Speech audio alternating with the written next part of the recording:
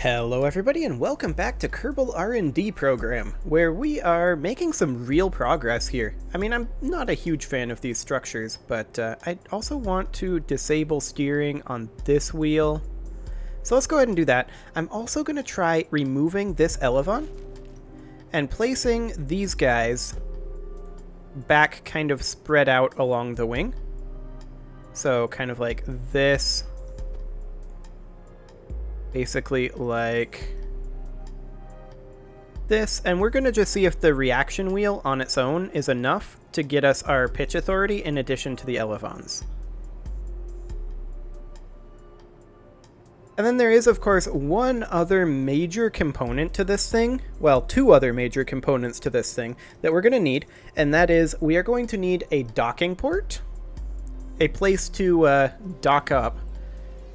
And I'm looking at the structure of this and wondering, where can our fuel tanker actually dock up? Like, in the nose?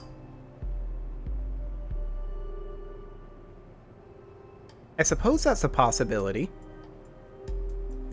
The other thing that we're going to need is a way to stop when we're coming in for a landing on Minmus, and I don't want to rely on brakes due to the just way the physics works on Minmus.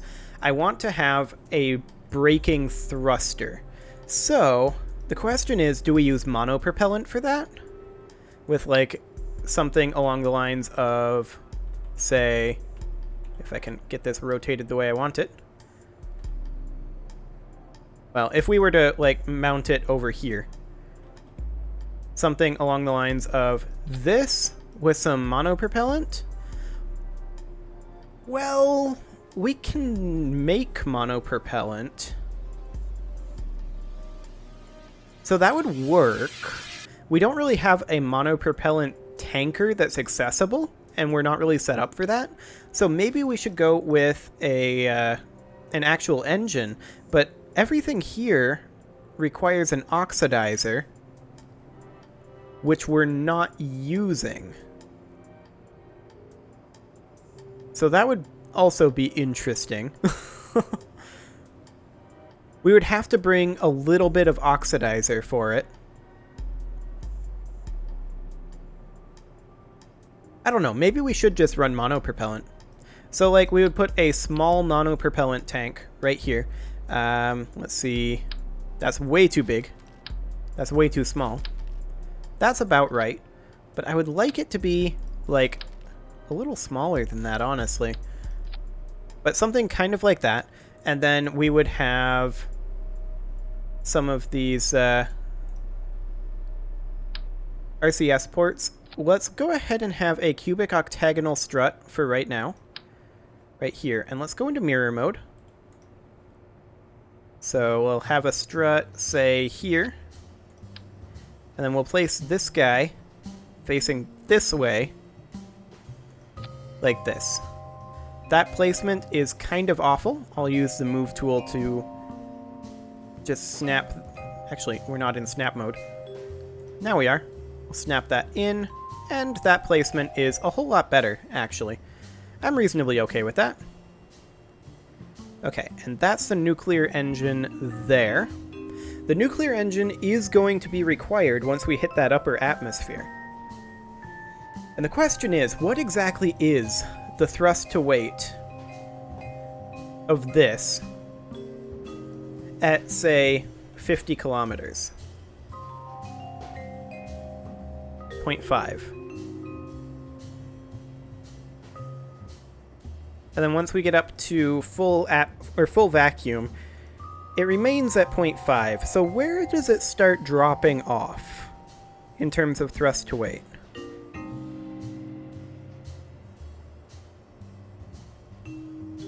Around 24 kilometers?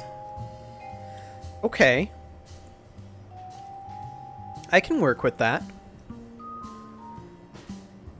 Yeah, it's full efficiency by like 30 kilometers. For sure.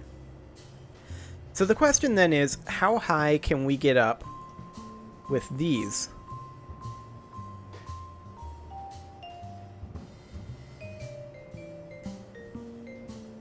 And the answer? Not very. Okay, so we're probably going to have to start burning our nuclear engine quite quickly, realistically, looking at this. Or have a separate ascent engine that we then, like, detach. Like, hypothetically, we could have this tail fin go this way, have two of them, and then have, like, a solid fuel booster up here. But if we had something like that, that's gonna, like, push us... That's gonna push our nose down, I think, if we have it up here. We could potentially have, like, solid fuel boosters back here that we fire and then detach. That might be a possibility, kind of like these guys. Now, the other thing that I would like to do is, well, we do have these struts here that aren't actually doing anything for us. Let's go ahead and strut up to right here, but I also want to do fuel flow from here to here. Let's see, we've got 800 total fuel out here. We've also got 800 total fuel in here. So the idea is we get into orbit, or at least into a place where we can do this. We've burned some fuel out of this tank and out of these tanks, but we don't need the atmospheric engines anymore. So then we flow the fuel into these tanks and then detach these. That's the idea there. I guess that's not strictly speaking single stage, but close enough. Okay, let's see how this works as is. Now, I do want to test a couple of things. Specifically, I want to test the RCS and see if I can remember how to do that. It's been a long time since I've heavily used RCS. So let's turn on RCS and... Maybe I don't remember. Let's see here. RCS is enabled. Okay, well, we'll come back to that. Because I'm sure that works fine. So I'm not touching anything, I just want to know the natural behavior here.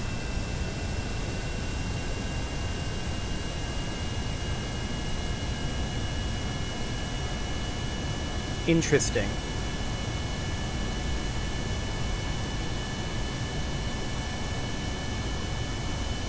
So SAS was trying to hold it on the runway, and it was actually succeeding.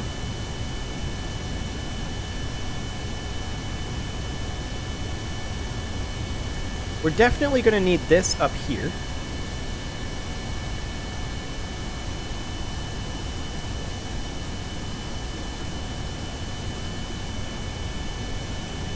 Okay, I'm going to turn off the SAS for now. That doesn't seem to be helping. And we're just going to see how high we can ascend using our jet engines. Oh my. Okay, I'm going to turn SAS back on. We're going to try to lock prograde right now.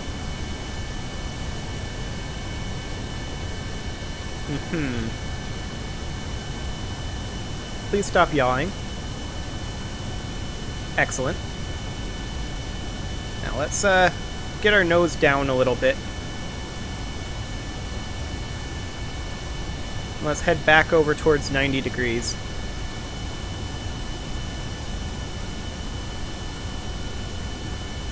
Okay, we're accelerating a little bit here. There we go, that's 90 degrees. Let's get rotated up.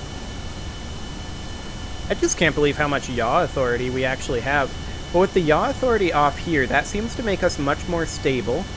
So I think we have too much yaw authority.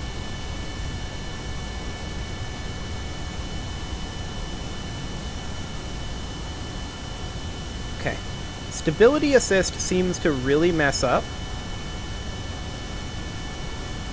We're at about 5 kilometers right now.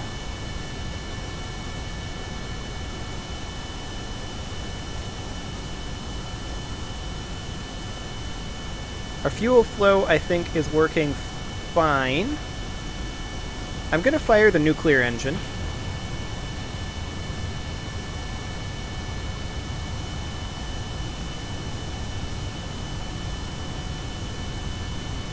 I keep forgetting that we're not inverted. Okay.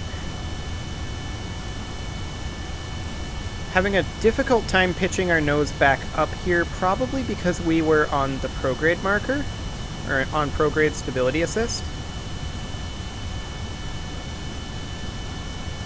No, I'm still really struggling with that, actually.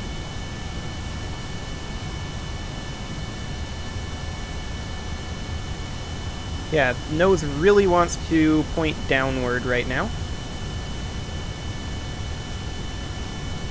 Okay. So that's good to know.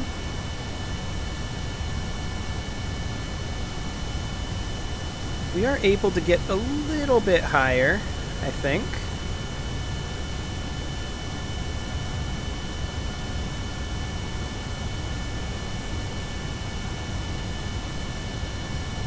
We have a decent amount of speed for right now. And of course we're burning purely out of these tanks currently. Which is the point. These should naturally flame out when their airflow goes away. So that's the idea there. We're currently losing speed.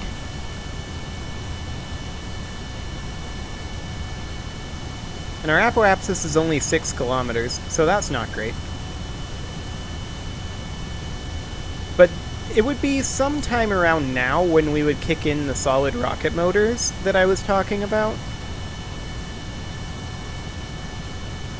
Now our apoapsis is coming up, actually. Oops, I accidentally tabbed out of the game when I was trying to do this. Okay, there we go. Thrust to weight is a little on the low side currently.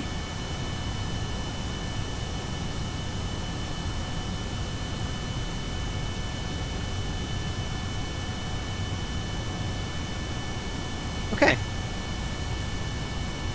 Well, that's all good to know. So, I don't want to load save. I want to revert this back to the spaceplane hangar. That was a good test. That was a really solid test, actually. So, one thing I would like to do is... I don't suppose there's a solid rocket motor that gimbals, is there? I really don't think there is.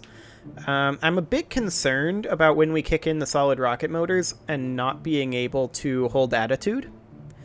But, engines, solid rocket motors. So, like, of course, there's no gimbal there. I don't think there's a single solid rocket motor that gimbals. But the idea would be that we essentially duplicate this, place it out here, and then ditch all of this stuff. And then we place, like, hammers back here. Except not facing that way. Kind of like this. Let's check our aerodynamic versus center of mass. Oh, it wasn't in mirror mode. Let's make sure that we've got one in both locations. There we go. So something like this, our aerodynamic is now a bit high from our center of mass. So let's try to adjust that a bit. Actually, no, I want to get that back. Let's actually try mounting it on top of the wing. Okay, let's place it.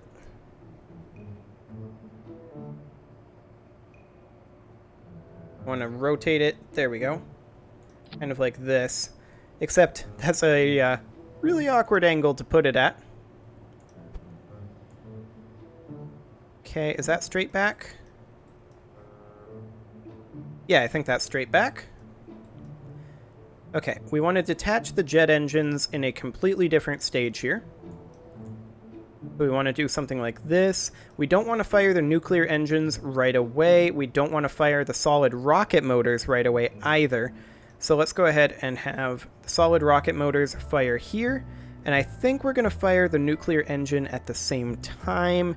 Then we detach the solid rocket motors, and then we detach our jet engines down here. So let's save this. And I would say it's time to launch this and test to see if this can potentially break the atmosphere. But it is time to put a cut in here, so I'm going to go ahead and do that. Subscribe for more, and next episode, we'll test this monstrosity that I've created. See you all then.